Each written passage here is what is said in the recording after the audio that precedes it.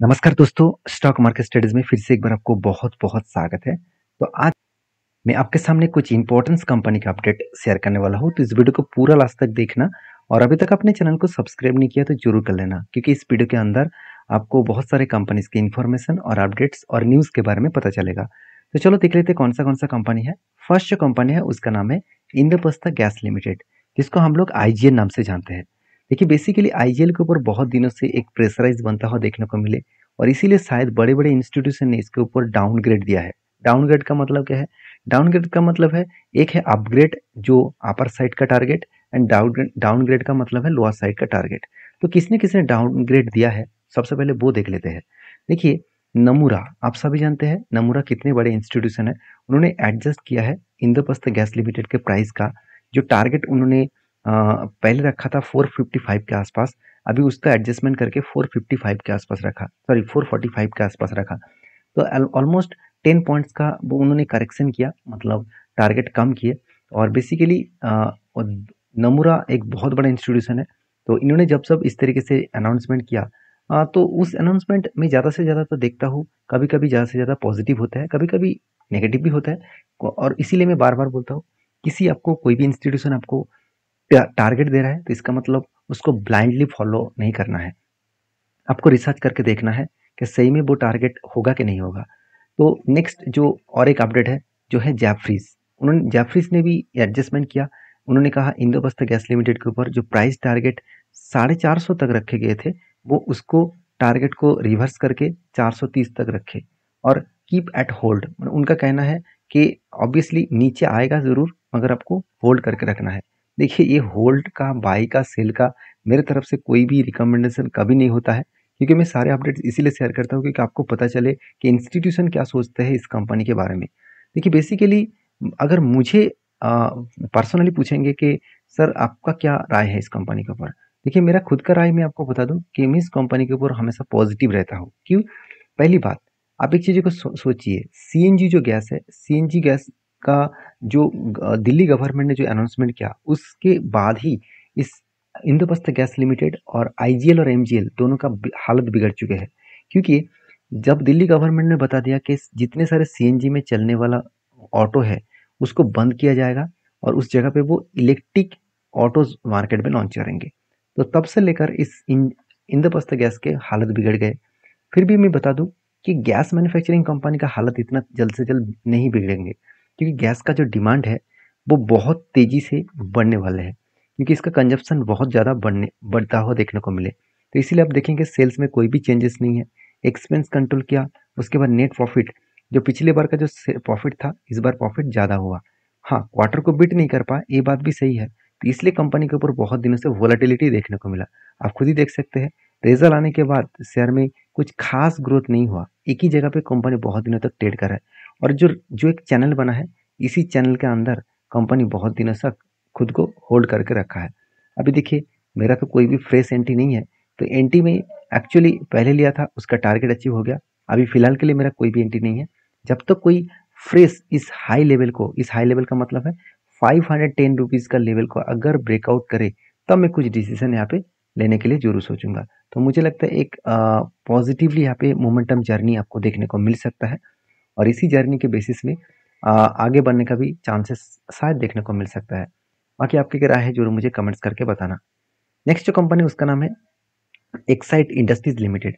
देखिए Exide industries limited, इस company के तो चार चांद लग चुके हैं, क्योंकि इतने बड़े कंपनी किया और साथ ही साथ होंडाई, ये दोनों कंपनी जो बैटरीज गाड़ी में लगाएंगे वो एक्साइड के साथ बिग डील किया कि जितने सारे गाड़ी में बैटरी लगाया जाएगा तो उसको बैटरीज एक्साइड सप्लाई करेंगे।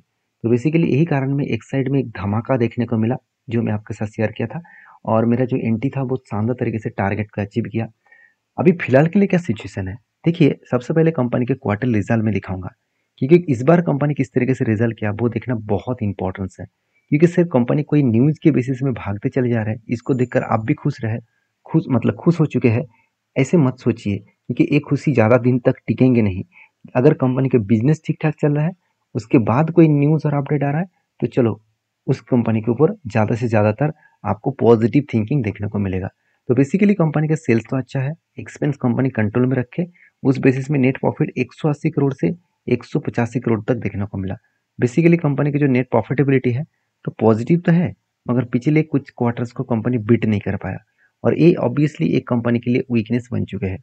अभी यही कारण के वजह से शेयर में एक देखिए रिजल्ट आने के बाद एक थोड़ा सा करेक्शन मोमेंटम देखने को मिला है, मगर गिरा क्यों नहीं, ज़्यादा करेक्शन यहाँ पे हुआ क्यों नहीं, एक जगह पे इतने दिन तक होल्ड क्यों कर रहा है? क्योंकि पहले ही बोल चुका हूँ, कंपनी के ऊपर दो गुड न्यूज़ है और इस गुड न्यूज़ के चलते है मतलब जो बायर है वो ज़्यादा एक्टिव है, इसीलिए उसको गिरता हुआ नहीं देखने को मिलेगा। तो बेसिकली कंपनी के ऊपर जो ट्रेड बना था वो कुछ शानदार तरीके से बहुत दिनों का ट्रेड था। 2018 से लेकर कब बना और कब बनने के बाद यहाँ पे छोटा सा हैंडल बटन क्रिएट किया। मैं एक बार आपको दिखा भी देता हूँ, देखिए हैंडल बटन क्रिएट किया, ब्रेकआउट हुआ, ब्रेकआउट कंफर्मेशन हुआ, रिटेस्ट किया, फिर से एक बार रिटेस्ट किया, उसके बाद देखिए बाउंस बैक। तो मतलब ये जो टारगेट हुआ ना कोई छोटा मोटा टारगेट नहीं है, अराउंड 59% के आसपास, बेसिकली 60% के आसपास आप बोल सकते हैं। जब भी कोई कंपनी इस तरीके से पैटर्न्स क्रिएट करे और अगर उस कंपनी का फंडामेंटल फाइनेंशियल ठीक ठाक हो तो जरूर उस कंपनी आपको प्रॉफिट जनरेट करके दिखाएंगे। हाँ, मैं बार बार आपको बोलता हूँ कि किसी भी तरीके से आप इस बात को याद याद रखिएगा, किसी तरीके से आपको 100% रिटर्न मिलेगा, 100% प्रॉफिट मिलेगा, ऐसे सोचकर कभी भी काम मत करना। और जो लोग सोच रहे हैं कि मैं स्टॉक मार्केट के पैसे से ही जो प्रॉफिट यहाँ पे मिलेगा उस पैसे से मैं घर खर्चा चलाऊंगा, तो मुझे लगता है तो आपको बहुत बड़ा दिक्कत आने वाला है। ये बात मैं क्यों बता रहा हूँ, आप खुद ही कुछ दिन काम करिए तब आपको पता चलेगा, क्योंकि यहाँ पे साइकोलॉजी बहुत इंपॉर्टेंस है। जब भी आप इस इतने सारे चीज़ समझ कर सोच कर काम करेंगे ना तो आपको साइकोलॉजी बिगड़ जाएंगे। हाँ, आपके मार्केट में 10 साल 7 साल एक्सपीरियंस है तब आप इस तरीके से सोच सकते हैं। अगर आप बिगिनर है, अब मार्केट में एक ही साल आए हैं, फर्स्ट टाइम आए हैं, तो उसके लिए आपको बहुत बड़ा दिक्कत झेलना पड़ सकता है। तो चलो अभी नेक्स्ट कंपनी के बारे में चर्चा कर लेता हूँ। इसका नाम है एशियन पेंट। देखिए फाइनली एशियन पेंट के ऊपर जो करेक्शन हुआ था वो धीरे धीरे करके रिकवरी कर रहा है। किस तरीके से रिकवरी कर रहा है वो मैं आपके साथ यहाँ पे जरूर शेयर करूंगा। तो चलो देखिए एशियन पेंट के ऊपर जब यहाँ पे Asian paint 200 days moving average के नीचे आया था तो कुछ रेंज इस तरीके से लेवल में बना था और तब यहाँ पे RSI जो है वो 30 के नीचे भी इस लेवल में टच किया था। बेसिकली 3135 इस जगह पे RSI और 200 डेज मूविंग एवरेज के नीचे कैंडल क्लोजिंग हुआ था। मतलब इस जगह पे पॉजिटिवली देखा है तो RSI स्ट्रेटेजी के हिसाब से यहाँ पे बाइंग है।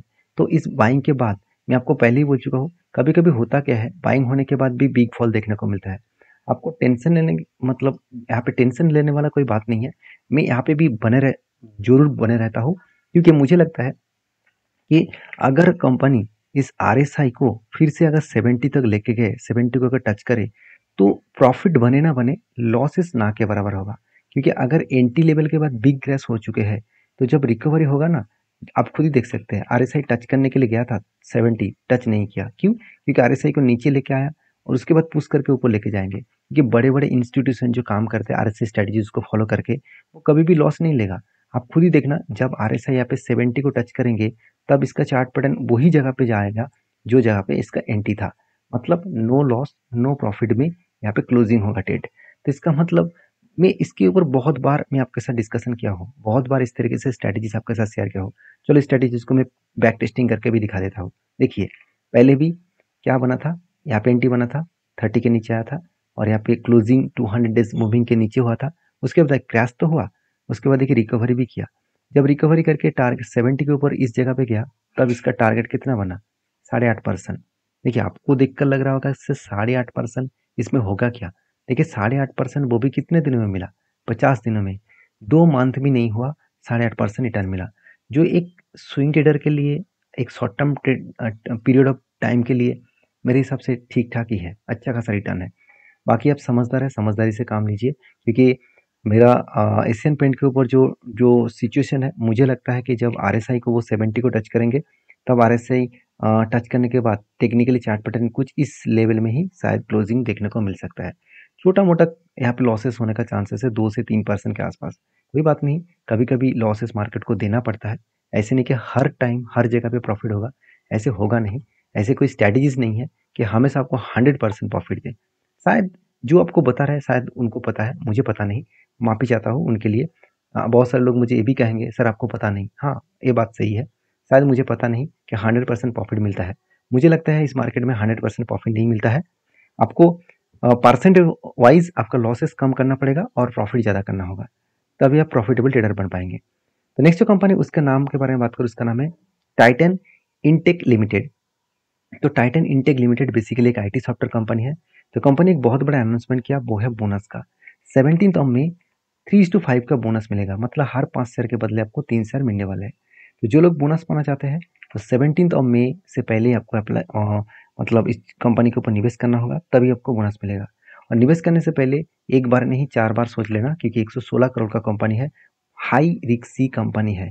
तो प्लीज़ इस कंपनी को, और मेरे तरफ से कोई भी बाय एंड सेल का रिकमेंडेशन नहीं है, किसी भी कंपनी के ऊपर बाय एंड सेल का रिकमेंडेशन नहीं है, और मेरे पास इस कंपनी के हिस्सेदारी भी नहीं है। तो प्लीज़ एक बार काम करना है तो सारी चीज़ों को ऑब्जर्व करें, उसके बाद आपके जो सेबी रजिस्टर्ड एडवाइजर है उसके साथ बातचीत करके काम करें। तो मिलते हैं नेक्स्ट वीडियो में, तब तक के लिए धन्यवाद।